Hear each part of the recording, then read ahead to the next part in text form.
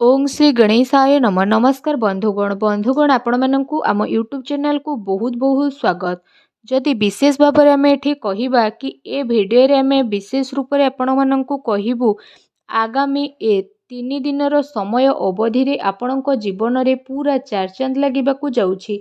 आपणक पई जदि विशेष भाव में कहिबु किपरि ए समय रहिबो केउ सब जिनिस रे आपणक विशेष रूप से फायदा मिलिबो केउ सबु जिनिसरे आपनको सावधानता रखिबाकु पड़िबो आपणकर लव लाइफ क्यारियर किपरि रहिबो बिजनेस व्यापार किपरि रहिबो एवं स्वास्थ्यर किछि महत्वपूर्ण इनफॉरमेशन मध्ये आमे आपण माननकु भिडियो रे देबु।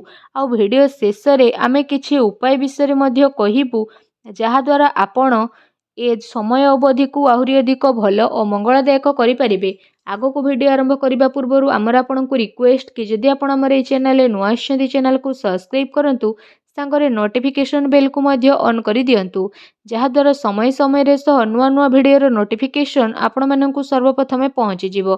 तो आसंतु जानिबा किपरि रहिबो आपणक पई विशेष भाबरे ए 3 दिनर स्थिति। जदि विशेष भाव में कहबा कि सबुठारु प्रथमे कि कौन आपणक पई ए दिन रे विशेष रूप से पॉजिटिव रहिबा पई जाउछि। जदि आमे विशेष भाव में कहबा जदि आपण व्यवसाय करूछंती किंबा जदि आपण चाकरी कोठी करूछंती तो निवेश पई मध्य आपणको भल अवसर प्राप्त होई जिवो। यह आपणकर आर्थिक निवेश पई बहुत ही भल रहिबो जहा द्वारा आपणको आर्थिक लाभ प्राप्त हेबार बहुत भल अवसर प्राप्त मध्य होई जिवो।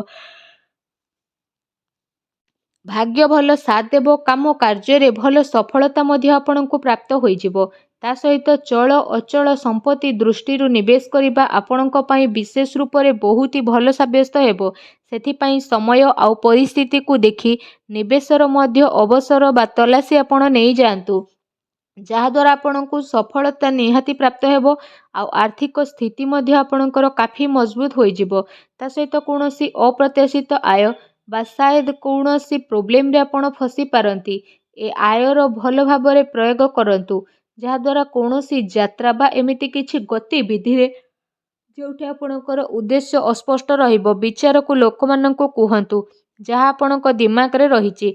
सेथिपई जरूर भाव में रिसर्च करंतु निज आखपाखर लोकंक सह मिसंतु निजर वरिष्ठों को प्रभावित करने पाई शब्दर निपुणतार प्रयोग मध्य करंतु निजर क्यारियर को बढ़ेबा आउ किछि पैसा भरा योजना बा रणनीति बनैबा पाई यह गोटे शानदार समय रहिबो। आपणकर साथी एवं सहयोगी एबे आपणकर स्थिति को जानिबे रचनात्मक कार्य प्रति मध्य आपणकर विशेष रूप से रुचि बढ़िबो।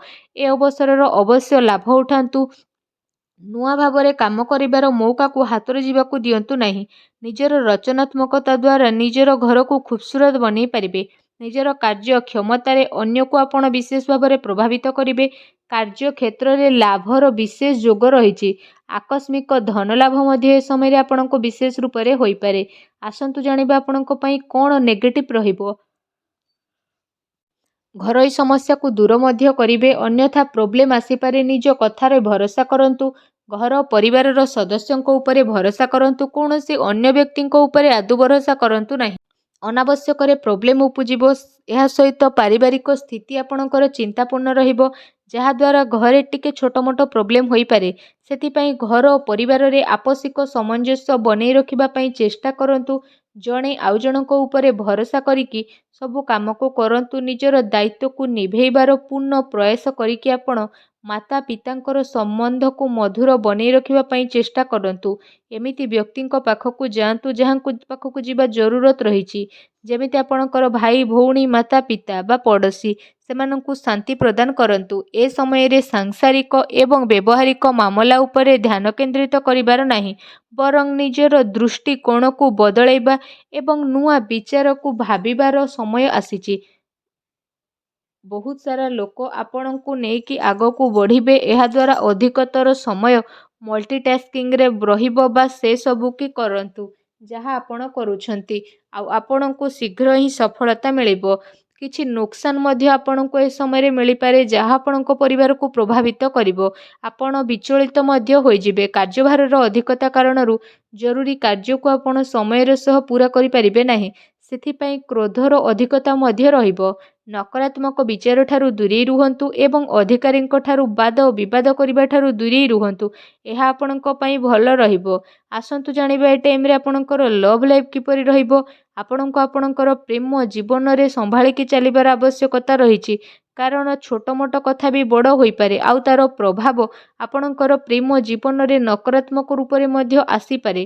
ଆପଣଙ୍କର ପ୍ରେମ ପାଇବାର ଇଚ୍ଛା ମଧ୍ୟ ପୂରଣ ହେବ ଆଉ ସେ ବ୍ୟକ୍ତି ଆପଣଙ୍କ ଜୀବନରେ ଆସିବେ ଯିଏ ଆପଣଙ୍କୁ ଗୋଟେ ପ୍ରିୟତମ ରୂପରେ ପ୍ରେମ ପ୍ରଦାନ କରିବେ ଆଉ ଫ୍ରେଣ୍ଡସ୍ ରୂପରେ ଆପଣଙ୍କୁ ସାଥ ମଧ୍ୟ ପ୍ରଦାନ କରିବେ।